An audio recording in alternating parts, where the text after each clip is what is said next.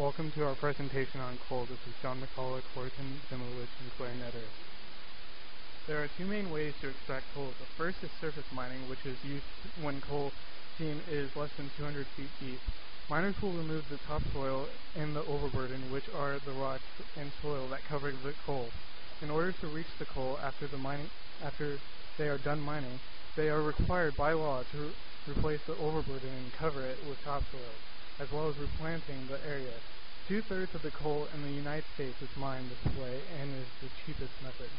The other method is underground mining, which is used for mining coal that can be up to 1,000 feet deep underground. Underground mining is divided into two different methods: room and pillar, and longwall mining. Room and pillar is not common, as it requires miners to leave behind a lot of coal in order to support the roof and walls. Longwall mining uses machines that control the collapsing of the walls after they are mined. In 2010, 92% of coal was used to produce electricity in the United States. It also produced close to 1/2 of the electricity in the United States. Once the mined coal is transported to the plant, it is burned in order to boil water. The steam will eventually turn a turbine, which will produce electricity. Coal has many advantages as an energy source. It is cheap to extract and to use. It is also easy to transport, and its use does not require advanced technology. It is also energy dense, which means it produces a lot of energy compared to the energy required to produce it. It also doesn't require much refining and is abundant across most of the world. It does have some disadvantages though. Underground mining can be dangerous, and coal pollutes a lot, as it contributes to acid rain in the United States, contains some sulfur and other toxic metals, and emits the most carbon dioxide out of all energy resources. Coal has 4 different stages: lignite, sublignous coal, bituminous coal, and authorSTREAM coal. Lignite is the most basic and very moist and contains 25 to 30% carbon.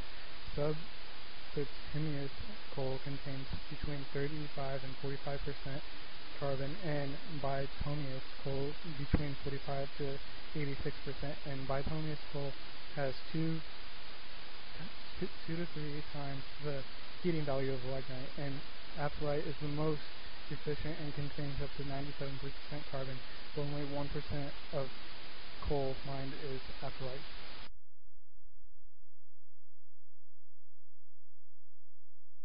Coal is found in 31 states in the United States, with Montana estimated to have the most with 75 billion tons.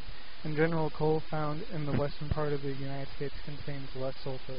There is enough coal in the United States, 260 billion tons, to last up to 250 years based on current acceptance rates.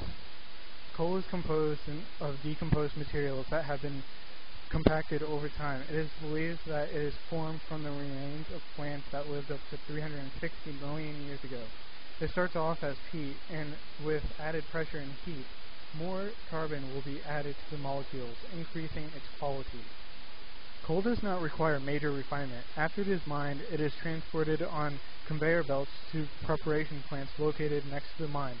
There it is stripped of all impurities such as rocks and dirt and sulfur.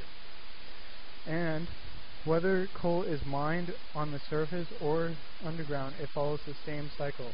After being mined, it is transported to a coal plant, which will remove all the impurities. It is then loaded onto trucks, trains, or river barges and transported to the power plant, which will be used to boil the water to produce electricity.